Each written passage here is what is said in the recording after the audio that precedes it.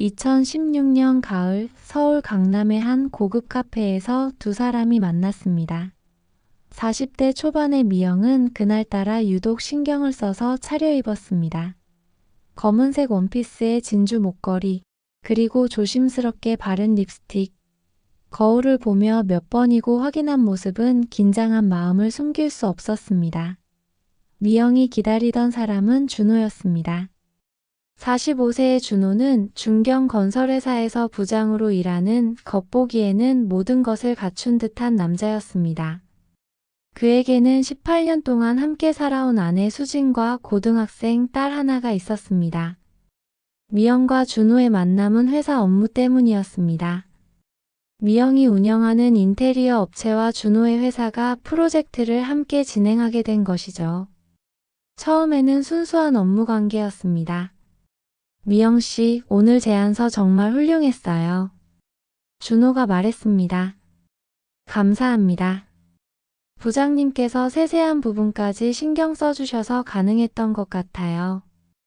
미영이 수줍게 대답했습니다. 그들의 대화는 자연스럽게 업무를 넘어 개인적인 이야기로 흘러갔습니다. 미영은 5년 전 이혼을 경험했고 혼자서 사업을 꾸려나가며 살고 있었습니다. 준호는 회사 일로 바쁘다는 핑계로 집에 늦게 들어가는 일이 많았습니다. 가끔 정말 피곤할 때가 있어요. 준호가 한숨을 쉬며 말했습니다. 집에서도 회사에서도 완벽해야 한다는 압박감이 많이 힘드시겠어요. 저도 혼자 사업하다 보니 외로울 때가 많거든요. 미영의 목소리에는 공감과 위로가 담겨 있었습니다. 그렇게 시작된 만남들이 점점 잦아졌습니다. 업무 회의라는 명목이었지만 대화의 내용은 점점 더 사적이 되어갔습니다. 한 달이 지났을 무렵 준호는 자신의 마음이 흔들리고 있음을 느꼈습니다. 미영의 따뜻한 위로와 이해가 그에게는 큰 위안이었습니다. 집에서는 아내와의 대화도 줄어들고 딸아이는 입시 준비로 바빠 가족 간의 소통이 거의 없었던 터였습니다. 미영 역시 준호에게서 안정감을 느꼈습니다. 이혼 후 혼자 감당해야 했던 모든 것들, 외로움과 불안감을 준호와의 만남이 달래주는 것 같았습니다. 미영 씨와 함께 있으면 마음이 편해져요. 어느 날 저녁 준호가 조심스럽게 말했습니다. 저도 그래요, 준호 씨. 미영이 대답했습니다.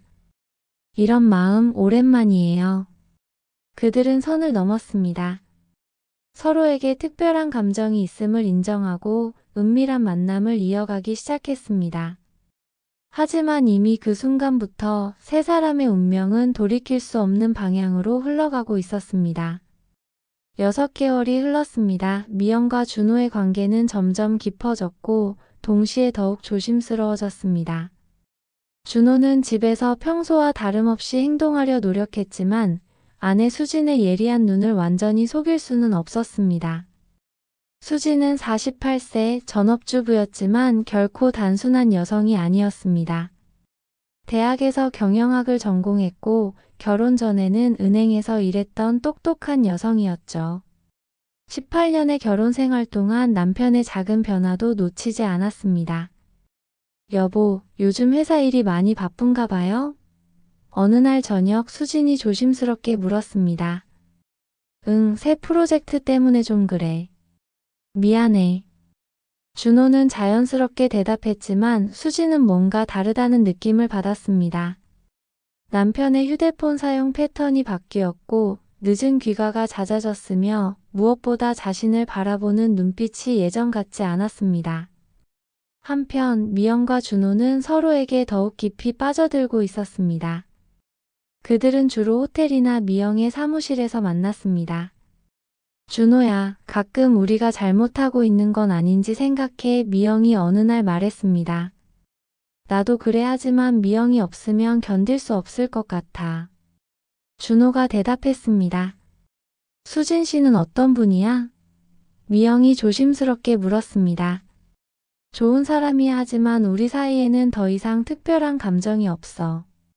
그냥 가족일 뿐이야. 준호의 목소리에는 복잡한 감정이 섞여 있었습니다. 미영은 준호의 말을 들으며 죄책감과 동시에 안도감을 느꼈습니다. 자신이 누군가의 가정을 파괴하고 있다는 생각에 괴로웠지만 동시에 준호와의 관계를 포기할 수도 없었습니다. 몇 주 후 수진의 의심은 확신으로 바뀌었습니다. 남편의 신용카드 내역을 확인한 수진은 자신이 전혀 모르는 레스토랑과 호텔 결제 내역을 발견했습니다. 하나야, 아빠 회사에 전화 좀 해봐도 될까? 수진이 딸에게 말했습니다. 왜요, 엄마? 고3인 딸 하나가 물었습니다. 그냥 아빠가 요즘 너무 늦어서. 딸의 전화를 통해 수진은 남편이 회사에 있지 않은 시간들이 많다는 것을 알게 되었습니다. 그날 밤 수진은 남편을 기다렸습니다. 밤 11시가 넘어서야 들어온 준호에게 수진이 말했습니다. 여보, 우리 이야기 좀 해요. 무슨 이야기? 준호가 당황하며 물었습니다. 당신이 누군가를 만나고 있다는 거 알아요. 수진의 목소리는 떨렸지만 단호했습니다. 그 순간 준호의 얼굴이 하얗게 변했습니다. 18년의 결혼 생활 중 가장 긴장되는 순간이었습니다. 수진아, 그게 무슨... 부정하지 마세요. 증거는 충분해요. 수진이 신용카드 내역을 내밀었습니다. 그날 밤 두 사람은 새벽까지 이야기했습니다. 준호는 결국 모든 것을 인정했습니다. 미영과의 만남, 자신의 감정, 그리고 혼란스러운 마음까지. 미안해, 수진아. 나도 어떻게 된 건지 모르겠어. 준호가 머리를 감쌌습니다. 그 여자가 누구예요? 수진이 차분하게 물었습니다. 미영이라는 사람이야. 회사 프로젝트로 만난 그 사람도 기혼자예요? 아니야, 이혼한 사람이야. 수진은 그 말을 듣고 더 큰 충격을 받았습니다.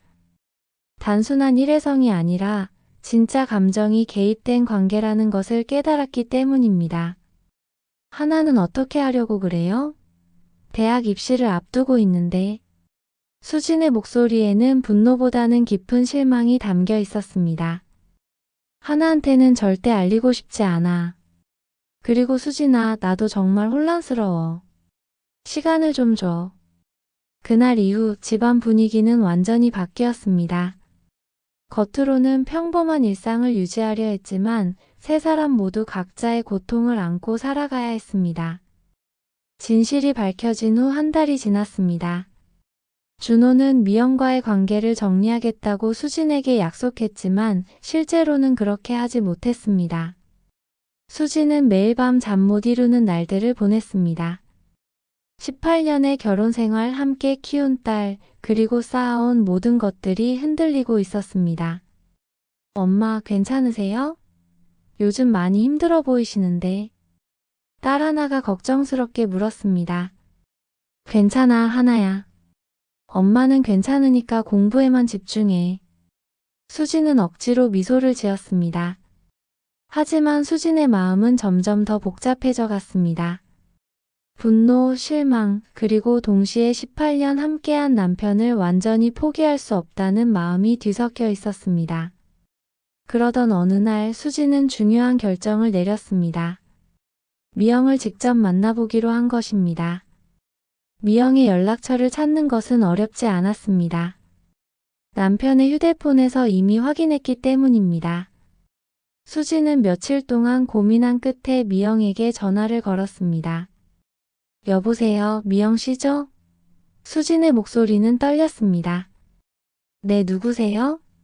미영이 당황하며 대답했습니다. 저는 준호의 아내 수진입니다. 전화기 너머로 미영의 놀란 숨소리가 들렸습니다. 저희 만나서 이야기할 수 있을까요? 수진이 차분하게 말했습니다. 저는 미영이 말을 잇지 못했습니다. 결국 두 사람은 만나기로 했습니다. 장소는 홍대 근처의 조용한 카페였습니다. 만남 당일 수진은 평소보다 단정하게 옷을 입었습니다. 검정 재킷에 흰 블라우스, 그리고 최소한의 화장. 그녀는 품위를 잃지 않으려 노력했습니다. 미영은 30분 일찍 도착해서 기다렸습니다. 손은 계속 떨렸고 커피잔을 제대로 잡을 수도 없었습니다. 미영 씨죠? 수진이 카페에 들어서며 말했습니다. 네, 안녕하세요. 미영이 일어서며 인사했습니다. 두 사람은 서로를 마주보고 앉았습니다. 잠시 침묵이 흘렀습니다. 어떻게 시작해야 할지 모르겠네요. 수진이 먼저 말을 꺼냈습니다. 죄송합니다. 미영이 고개를 숙였습니다. 미영 씨도 힘들었을 거예요. 수진의 말에 미영은 고개를 들었습니다. 처음에는 그냥 일로 만난 사이였어요. 정말 그럴 생각은 없었는데. 미영이 조심스럽게 말했습니다. 사람 마음이라는 게 그런 거죠. 계획할 수 있는 게 아니니까. 수진의 예상 밖의 반응에 미영은 더욱 당황했습니다. 하지만 결과적으로는 제가 잘못한 거죠. 미영이 말했습니다. 두 사람은 2시간 넘게 이야기했습니다. 처음에는 서로 조심스러웠지만 점점 진솔한 대화를 나눴습니다. 미영은 자신의 이혼 경험과 외로움에 대해 말했고, 수진은 18년의 결혼 생활과 딸에 대한 걱정을 이야기했습니다. 미영 씨, 제가 하나 부탁이 있어요. 마침내 수진이 본론을 꺼냈습니다. 무엇인가요? 수진은 핸드백에서 두꺼운 봉투를 꺼냈습니다. 여기 3억 5천만 원이 있어요. 수진이 조용히 말했습니다. 미영의 눈이 커졌습니다. 이 돈을 받고 준호와의 관계를 정리해 주세요.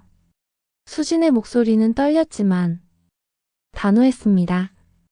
수진 씨. 미영이 당황하며 말했습니다. 제발 부탁이에요.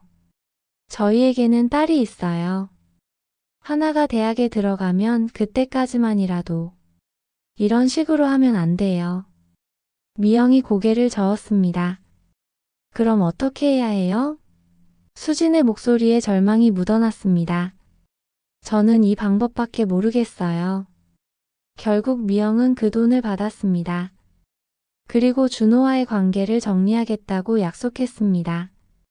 하지만 이 약속은 지켜지지 않았습니다. 미영은 돈을 받고도 준호와의 관계를 끊지 못했습니다. 아니, 끊고 싶지 않았습니다. 그리고 이때부터 미영의 마음속에 어두운 생각이 자리 잡기 시작했습니다. 사부 어둠 속의 계획. 돈을 받은 후 한 달이 지났지만 미영은 약속을 지키지 않았습니다. 준호와의 만남은 오히려 더 빈번해졌고 두 사람의 감정은 더욱 깊어졌습니다. 수지는 남편이 변하지 않는 행동을 보며 절망감을 느꼈습니다. 3억이 넘는 돈을 건넸지만 아무것도 달라지지 않았습니다. 준호야, 미영 씨와 정말 관계를 정리한 거야? 수진이 어느 날 밤 물었습니다. 응, 정리했어. 준호는 거짓말을 했습니다. 하지만 수진은 알고 있었습니다. 남편의 행동 패턴이 전혀 바뀌지 않았기 때문입니다. 그 무렵 미영의 마음속에는 이상한 생각이 들기 시작했습니다. 만약 수진이 없다면 어떨까? 처음에는 단순한 상상에 불과했습니다. 하지만 시간이 갈수록 그 생각은 점점 구체적이 되어갔습니다. 미영은 인터넷을 통해 이상한 검색을 하기 시작했습니다. 독성 물질, 빠르게 작용하는 독, 추적되지 않는 방법 등의 키워드들이었습니다. 미영아, 요즘 왜 그래? 뭔가 이상해. 어느 날 준호가 물었습니다. 무슨 소리야? 나는 괜찮아. 미영이 대답했습니다. 준호는 미영의 변화를 느꼈지만 그것이 얼마나 위험한 방향으로 흘러가고 있는지는 알지 못했습니다. 미영의 계획은 점점 구체화되었습니다. 그녀는 청산가리를 구할 방법을 찾기 시작했습니다. 놀랍게도 인터넷을 통해 그런 물질을 구하는 것이 생각보다 어렵지 않다는 것을 알게 되었습니다. 3주 후 미영은 마침내 청산가리를 손에 넣었습니다. 작은 병에 담긴 하얀 가루를 보며 미영은 자신도 모르게 소름이 돋았습니다. 정말 이럴 거야? 미영은 스스로에게 물었습니다. 하지만 질투와 분노, 그리고 준호를 잃을지도 모른다는 두려움이 그녀의 이성을 마비시켰습니다. 미영은 수진에게 다시 연락했습니다. 수진 씨, 제가 돈을 받고도 약속을 지키지 않아서 죄송해요. 한 번 더 만나서 이야기할 수 있을까요? 수지는 망설였지만 결국 만나기로 했습니다. 마지막 기회라고 생각했습니다. 이번엔 정말 마지막이에요, 미영씨.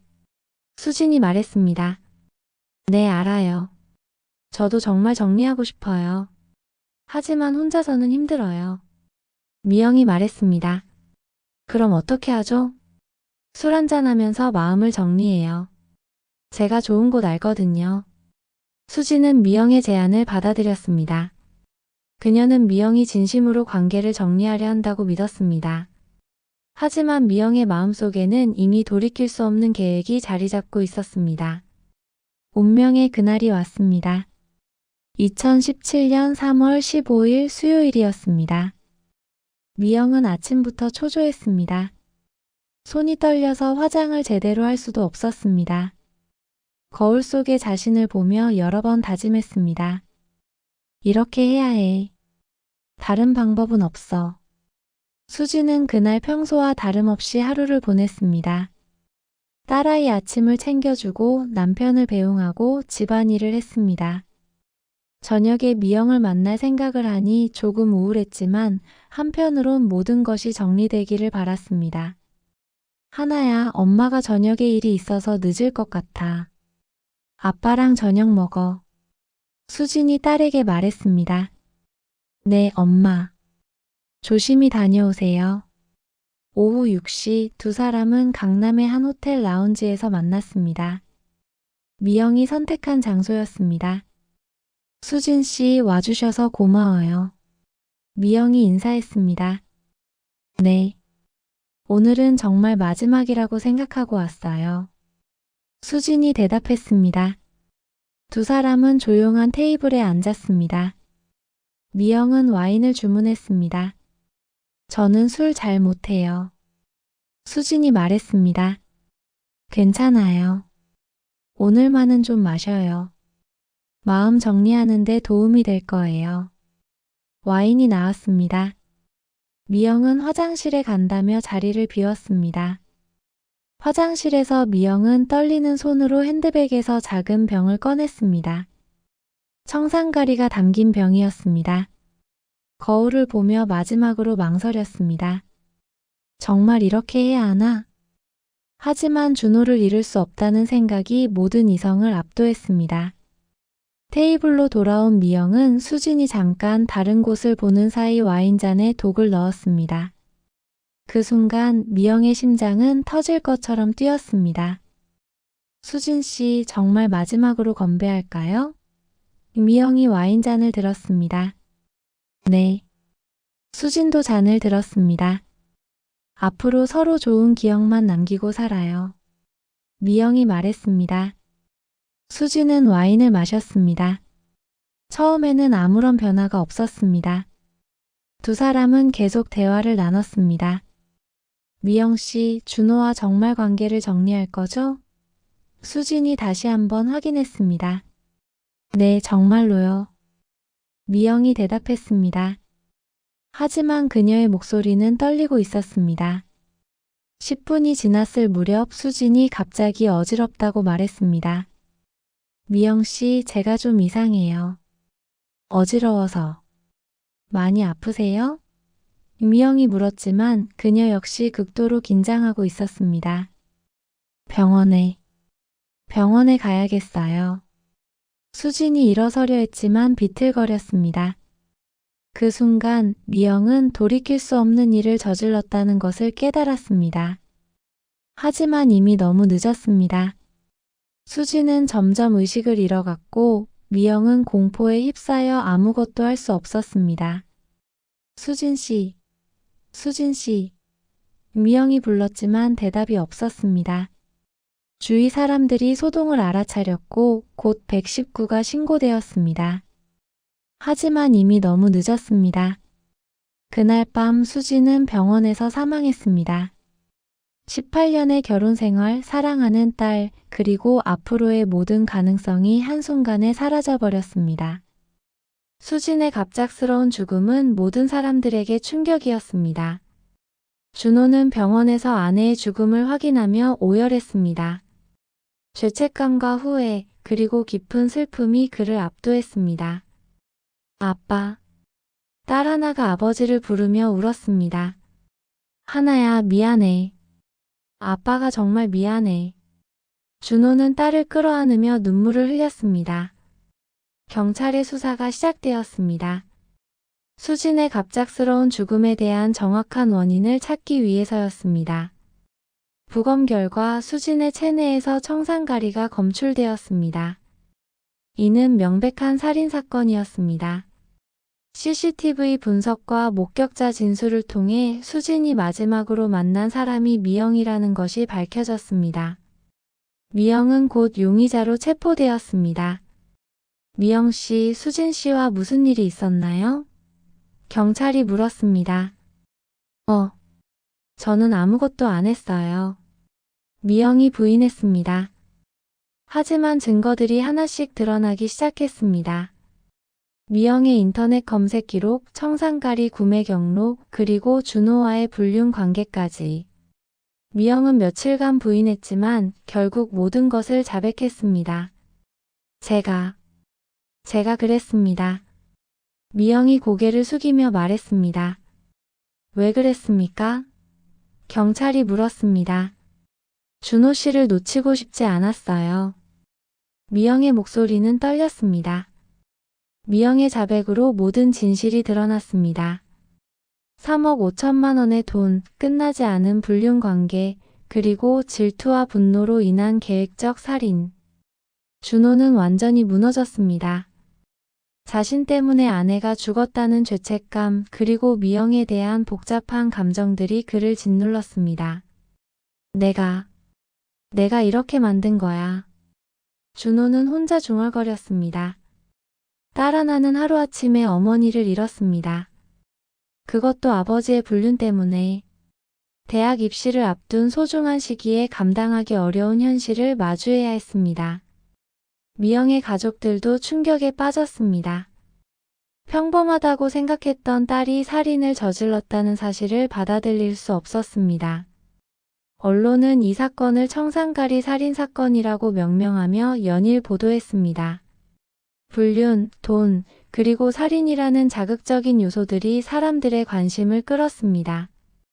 하지만 그 자극적인 보도 뒤에는 깨어진 가정, 상처받은 사람들, 그리고 돌이킬 수 없는 선택의 결과가 있었습니다. 2018년 미영의 재판이 시작되었습니다.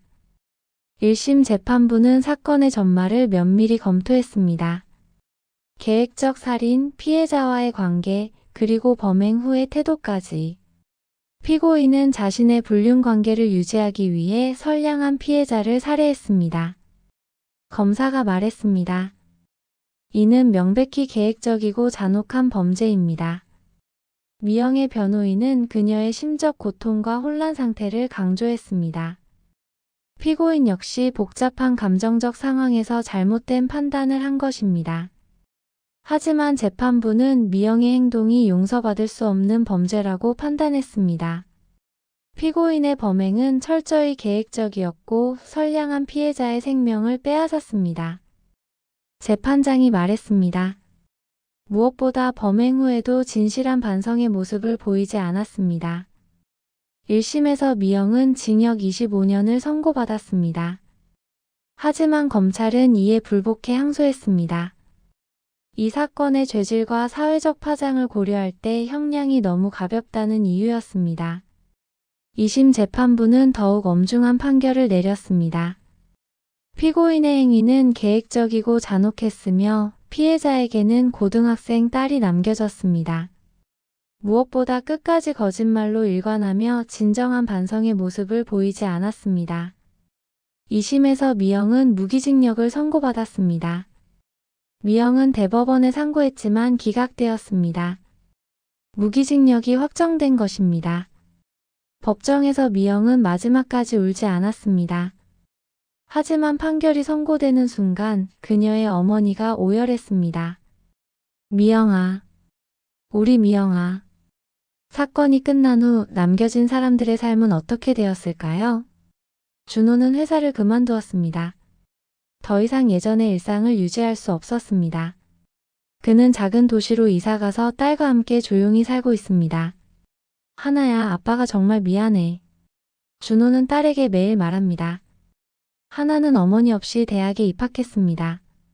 처음에는 매우 힘들었지만 시간이 지나면서 조금씩 일상을 회복해가고 있습니다. 하지만 어머니에 대한 그리움과 아버지에 대한 복잡한 감정은 여전히 그녀의 마음속에 남아 있습니다. 미영은 교도소에서 생활하고 있습니다. 처음에는 자신의 행동을 정당화하려 했지만 시간이 지나면서 자신이 저지른 일의 끔찍함을 깨닫기 시작했습니다. 수진의 부모님은 딸의 갑작스러운 죽음을 받아들이지 못했습니다. 특히 어머니는 병을 얻어 요양원에서 지내고 계십니다. 이 사건은 우리에게 많은 것을 생각하게 합니다. 사랑이라는 이름으로 포장된 욕망이 얼마나 위험할 수 있는지, 질투와 분노가 사람을 어떻게 변화시킬 수 있는지, 그리고 한순간의 잘못된 선택이 얼마나 많은 사람들의 인생을 파괴할 수 있는지를. 미영은 준호를 사랑했다고 말했습니다. 하지만 진정한 사랑은 상대방의 행복을 위해 때로는 자신을 포기할 수 있는 것이 아닐까요? 수지는 가정을 지키기 위해 3억이 넘는 돈까지 건넸습니다. 그녀의 마음에는 분노보다는 가족에 대한 사랑이 더 컸을 것입니다. 하지만 결국 그 선의는 비극으로 이어졌습니다. 준호는 두 여성을 모두 잃었습니다. 아내는 죽었고 미영은 감옥에 갇혔습니다. 그리고 딸과의 관계도 영원히 변했습니다. 일시적인 감정에 이끌린 선택이 가져온 결과였습니다. 우리는 모두 인간입니다. 완벽하지 않고 때로는 유혹에 빠지기도 하고 잘못된 선택을 하기도 합니다. 하지만 중요한 것은 그 선택의 무게를 아는 것입니다. 사랑과 욕망을 구분할 줄 아는 지혜, 분노와 질투를 조절할 수 있는 힘, 그리고 다른 사람의 고통을 이해할 수 있는 공감 능력. 이런 것들이 우리를 비극으로부터 지켜줄 수 있을 것입니다. 수지는 더 이상 돌아올 수 없습니다. 하지만 그녀의 죽음이 우리에게 남긴 교훈은 영원히 기억되어야 할 것입니다. 인생에서 가장 중요한 것은 무엇일까요? 그것은 아마도 서로를 이해하고 용서하며 진정한 사랑으로 함께 살아가는 것이 아닐까요? 오늘의 이야기를 들어주셔서 감사합니다.